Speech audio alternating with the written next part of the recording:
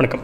இன்றைக்கி என்ன பண்ணிட்டு அண்ணாமலை அவர்கள் கேரளாவில், பாண்டிச்சேரியில், தமிழகத்தில் எல்லா இடத்துலையும் பிரச்சாரம் போகிறது, அதுக்கப்புறமா ஒரு சில கேண்டிடேட்ஸ் கூட அவங்க நாமினேஷன் தாக்கல் கூட போனது, அப்புறம் ஒரு சில சுவாரஸ்யமான ஒரு சில வீடியோக்கள் அதெல்லாம் கம்பைலேஷன் பண்ணி தான் இன்றைக்கி இந்த வீடியோவில் பார்க்க போகிறோம். நான் உங்கள் மணியின் கோப்பி, நீங்கள் பார்த்துட்டு இருக்குது பாசிட்டிவ் பாலிடிக்ஸ்.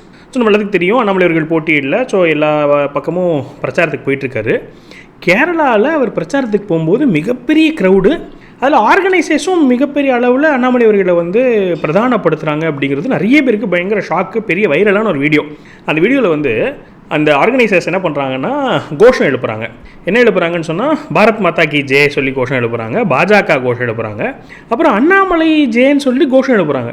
ஸோ நம்ம என்ன நினச்சிட்டு இருந்தோம்னா, இப்போ நிறைய பேர் என்ன பண்ணுறாங்கன்னா வெளி ஸ்டேட்ஸ் எல்லாத்துக்குமே போகிறாங்க பிரச்சாரத்துக்கு. இப்போ நார்த்துலேருந்து நிறைய மினிஸ்டர்ஸ் வராங்க, எம்ஓஎஸ் வராங்க, இங்கேருந்து கூட குஷ்பு அவர்கள், இந்த மாதிரி நிறைய கொஞ்சம் பாப்புலர் ஃபிகர்ஸ் எல்லாருமே எல்லா பக்கம் போகிறாங்க.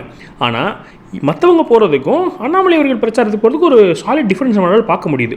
ஏன்னா அவ்வளோ தூரம் மக்களோட ஆதரவு நம்ம பார்க்க முடியுது. அவர் கை கொடுக்குறதா இருக்கட்டும், இல்லை ஆர்கனைசேஷன் அவ்வளோ பிரதானப்படுத்துறதா இருக்கட்டும், போஸ்டரில் பெருசாக அவரோட ஃபோட்டோ போடுறதா இருக்கட்டும். ஏன்னா ஆக்சுவலி ஃபார்மலாக அவருக்கு ஒன்றும் பெரிய ஒரு ஆல் இண்டியா லெவல் போஸ்ட்லாம் இல்லை. ஏதோ கமிட்டி மெம்பர் நினைக்கிறேன், அந்த செயற்குழு உறுப்பினர், அந்த மாதிரி தான் ஒரு பொறுப்பில் இருக்காரு ஒழிய அப்படி இப்போ ஃபார்மலி இல்லை. இருந்தாலுமே அவ்வளோ தூரம் எல்லாம் ரெகக்னைஸ் பண்ணுறாங்க. நம்மளும் அந்த கூட்டம் கோஷம்லாம் பார்க்க முடியுது. நான் அந்த வீடியோ உங்களுக்கு ப்ளே பண்ணி காமிக்கிறேன்.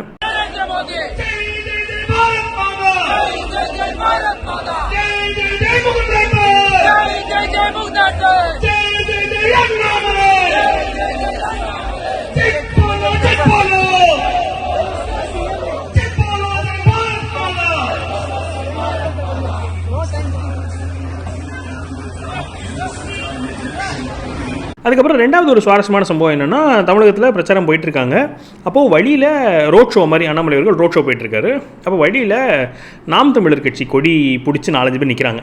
ஒரு ரோட் ஷோ நடக்குதுன்னே அவங்க சைடில் கொஞ்சம் நிற்கிறாங்க. அப்போ அவங்க எல்லாரும் அண்ணாமலை அவர்களுக்கு ஹாய் சொல்கிறாங்க. அண்ணா எப்படி இருக்கீங்கன்னா, சூப்பர்னான்னு சொல்லிட்டு அவங்க அங்கேருந்து நாம் தமிழர் கட்சியிலேருந்து சொல்கிறாங்க. இவர் இதை பார்த்துட்டு நல்லா இருக்கீங்கன்னா, நீங்கள் அண்ணனை கேட்டதாக சொல்லுங்கன்னு சொல்லி சீமானவர்கள் அவர் கேட்டதாக சொல்லுங்கன்னு சொல்லி சொல்கிறார்.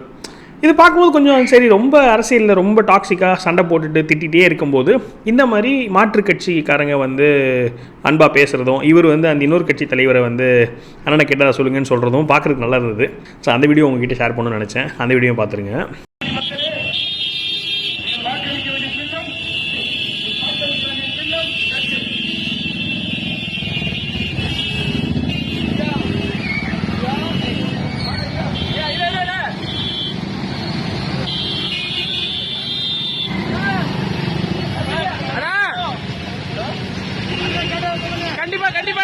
அதுக்கப்புறமா 2 பேரோட நாமினேஷன் தாக்கல் அண்ணாமலை அவர்கள் கூட அக்கம்பெனி பண்ணியிருக்காங்க.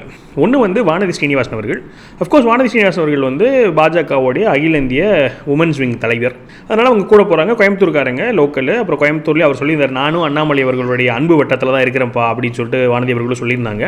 ஸோ கோயம்புத்தூரில் அவங்களும் போகிறாங்க. அது ஓகே, அது எனக்கு பெரிய ஆச்சரியமாக படல. ஏன்னா பாஜக போகிறாங்க. எஸ்பி வேலுமணி அவர்களுடைய நாமினேஷனுக்கும் அண்ணாமலை அவர்கள் கூட போகிறாங்க. இப்போ எஸ்பி வேலுமணி அவர்கள்ங்கிறவர் எப்படின்னா, கோயம்புத்தூருக்கே அவர் தான் ஏடிஎம்கேவோட ஹெட்டு மாதிரி கருதப்படுறவர்.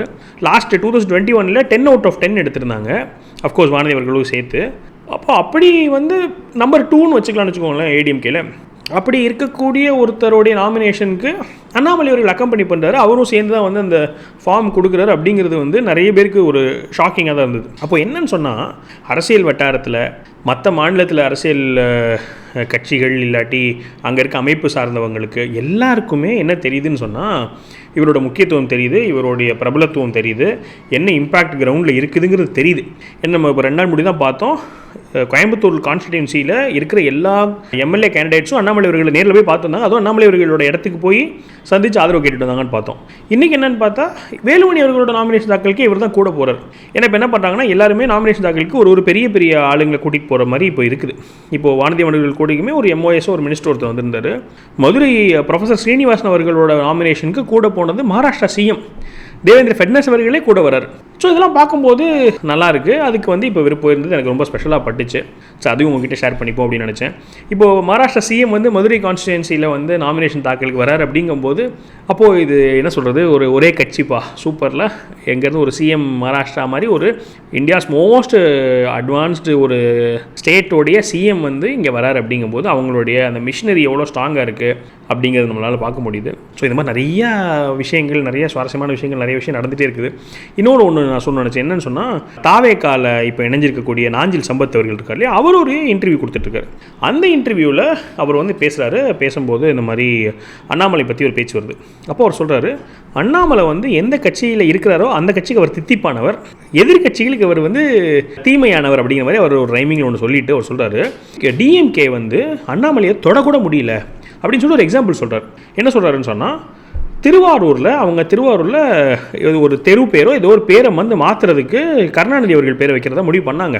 அண்ணாமலை உடனே என்ன பண்ணார்னா, ஒரு பெரிய போராட்டம் ஆர்ப்பாட்டம் பண்ணி அந்த பேர் மாற்றுறதுக்கு அவங்க போட்ட கவர்மெண்ட்டில் அவங்க எடுத்த ஒரு ஸ்டெப்பையே பேக் ஆஃப் பண்ண வைக்கிற அளவுக்கு ஒரு இம்பேக்டில் ஒன்று பண்ணார். அதெல்லாம் ரொம்ப சாதாரண விஷயமே கிடையாது. சிட்டிங் கவர்மெண்ட்டு அவங்க பண்ண முடிவை ஒரே ஒரு ஆர்ப்பாட்டம் மூலமாக அவ்வளோ பவர்ஃபுல்லாக இவர் வந்து என்ன பண்ணிட்டாருன்னு சொன்னால் திரும்ப பெற வச்சுட்டாரு. இவ்வளோ பவர்ஃபுல்லான ஒரு விஷயத்தை வந்து அண்ணாமலை அவர்கள் எடுத்து பண்ணிட்டாரு. அதனால் அவர் அவ்வளோ சூப்பராக செயல்பட்டுருக்காருன்னு சொல்லிட்டு நாஞ்சில் சம்பத் அவர்கள் சொல்லியிருப்பார். அப்போ அதை வந்து எனக்கு பார்க்கும்போது தான் ஞாபகம் வந்துச்சு, இது ரொம்ப ஒரு முக்கியமான ஒரு விஷயமாச்சு. இது எப்படி ஒரு அண்டர் ரேட்டட்னு சொல்லுவோம்ல, அப்போ இவரோட பெர்ஃபார்மன்ஸஸ்லேயே ஒரு அண்டர் ரேட்டடான ஒரு பெர்ஃபார்மன்ஸ்னால் இது திருவாரூர் போராட்டம்னு ஞாபகம் வச்சுக்கலாம். அவர் சொல்லும்போது திரும்பி ஞாபகம் வந்துச்சு, ஆமாம் இல்லை அப்படி ஒரு சாதனை பண்ணார். ஏன்னா இப்போ அண்ணாமலை என்ன பண்ணிட்டார், பெருசாக ஓட் ஷேர் கூட்டிட்டாரு, என்ன பெருசாக வந்து டிஎம்கே வந்து என்ன அகேன்ஸ்டாக பண்ணிட்டாரு, டிஎம்கே ஃபைல்ஸ் ரிலீஸ் பண்ணார், வேறு என்ன பண்ணார், இப்படிலாம் பேசும்போது நிறைய இது மறந்துடுறோம். ஆக்சுவலாக அந்த 4 years அவர் என்னெல்லாம் பண்ணாருன்றது நிறைய இது மறந்துடுது, ஓவர்சி பண்ணப்படுது.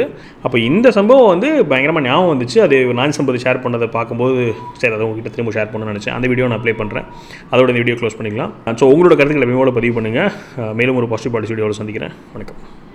திருவாரூர் தெற்கு வீதியில் கருணாநிதி பேர் வைக்கக்கூடாதுன்னு சொல்லி திருவாரூரில் பயங்கரமான ஒரு மாநாடு திகர்த்த பொதுக்கூட்டத்தை நடத்தி கண்டம் பண்ணி பேசி அந்த திருவாரூர் நகர்மன்றத்தினுடைய தீர்மானத்தை நடைமுறைப்படுத்த முடியாத நிலைமைக்கு ஆளான கட்சி திமுக.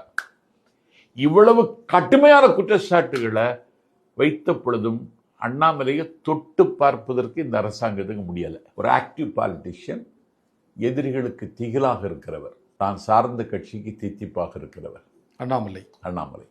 இன்னைக்கு அவருக்கு ஹெலிகாப்டர் கொடுத்து, யாரு கொடுக்கிறது, மத்திய அமைச்சர் கோயல் ஹெலிகாப்டர் கொடுத்து இங்கே வாங்கன்னு பேசி நேற்றைக்கு பேசியிருக்காங்க.